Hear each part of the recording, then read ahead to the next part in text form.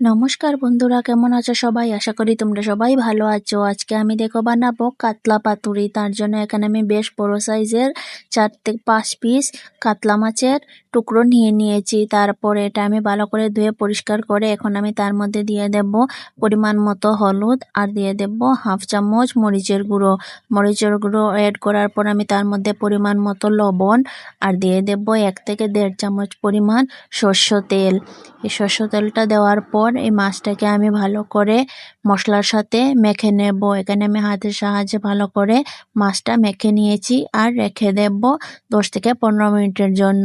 তারপর আমি নিয়ে নেব একটা মিক্সচার জার, তার মধ্যে নিয়ে নিচ্ছি আমি এখানে সাদা সরষে। আমি এখানে 2 থেকে 3 চামচ সরষে ভালো করে ধুয়ে নিয়েছি আর দিয়ে দিয়েছি এখানে বড় 1 চামচ পরিমাণ পোস্ত, নিয়ে নিয়েছি 4টা কাঁচা লঙ্কা আর নিয়ে নিলাম কয়েকটা কাজু। অল্প একটু জল দিয়ে ভালো করে পেস্ট বানিয়ে রেখে দেব। কড়াই একটা গরম করে নিয়েছি আর দিয়ে দিলাম তার মধ্যে বেশ কিছুটা সাদা তেল। সাদা তেলটা ভালো করে ধোয়াটা গরম করে নিয়েছি আর দিয়ে দিলাম তার মধ্যে মাছের পিসগুলো। এটাকে আমি একদম হালকাভাবে একটু দুদিকটা ভাজা করে নিয়েছি, একদম লাল করে নিই। তেলের মধ্যে 2 দিকটা এক একবার উল্টাপাল্টা করেই আমি তা নামিয়ে নিয়েছি। এখন একটা বাটির মধ্যে আমি তৈরি করা পেস্টগুলা নিয়ে নিয়েছি আর দিয়ে দেব তার মধ্যে পরিমাণ মতো মরিচের গুঁড়ো, হলুদের গুঁড়ো, পরিমাণ মতো লবণ আর বেশ কিছুটা সরষের তেল। এই সরষের তেল দেওয়ার কারণে আমাদের কাতলা পাতুরিটা এত ভালো হয় খেতে, তার মুখে বলে বোঝানো যাবে না। এটাকে ভালো করে আমি মিশিয়ে নিচ্ছি। মিশিয়ে নেওয়ার পর এটার মধ্যে আমি এক এক করে মাছের পিসগুলো অ্যাড করে দেব। মাছের পিসগুলোর মধ্যে আমি ভালো করে মশলাটা লাগিয়ে নেব, সবগুলা পিসের মধ্যে লাগিয়ে রেখে দেব। সবগুলা মাছের মধ্যে মশলা লাগানোর পর আমি এখানে দেখো নিয়ে নিয়েছি কলা পাতা। একদম কচি কলা পাতা আমি ধুয়ে পরিষ্কার করে নিয়েছি আর কলা পাতাগুলো পিস করে নিয়েছি। একটা পিসের উপরে আমি এরকম করে মাছের একটা পিস দিয়ে দেব আর মাছের পিসটা ভালো করে কভার করে দেব মশলা দিয়ে আর তার মধ্যে একটা কাঁচা লঙ্কাও দিয়ে দেব। তারপর আমি 2 হাতের সাহায্যে কলা পাতাটা ভালো করে ফোল্ড করে নেব।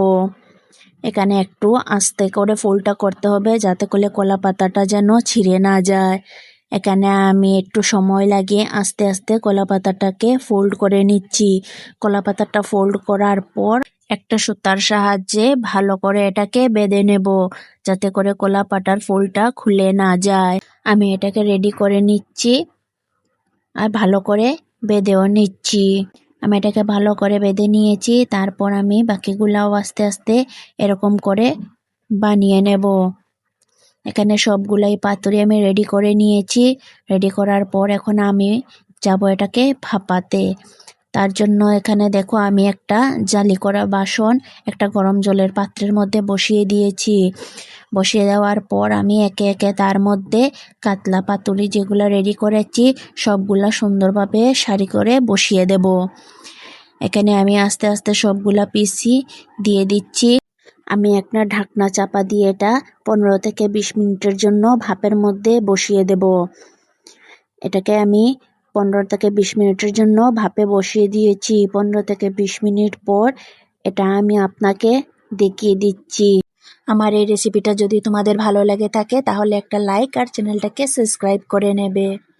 এই যে দেখো 20 মিনিট এটা ভাপানোর পর এটা একদম রেডি হয়ে গেছে। 5 মিনিট ঠান্ডা করে আমি একটা প্লেটের মধ্যে নিয়ে নিয়েছি। এই কাতলা পাতুরিটা বানানো খুবই সহজ বন্ধুরা, খেতেও কিন্তু একদম অপূর্ব লাগে। আমি একটা আপনাকে এখানে খুলে দেখিয়ে দিচ্ছি কত ভালো করে এটা সিদ্ধ হয়ে গেছে। আর কাতলা পাতুরি আমাদের একদম পারফেক্টভাবে রেডি হয়ে গেছে। এই যে দেখো বন্ধুরা, দেখতে কি অসাধারণ লাগছে না? গরম ভাতের সাথে এটা একবার খেয়ে দেখো, তোমাদের খুব ভালো লাগবে। আমার এই রেসিপিটা কেমন হলো অবশ্যই জানিও বন্ধুরা। টাটা।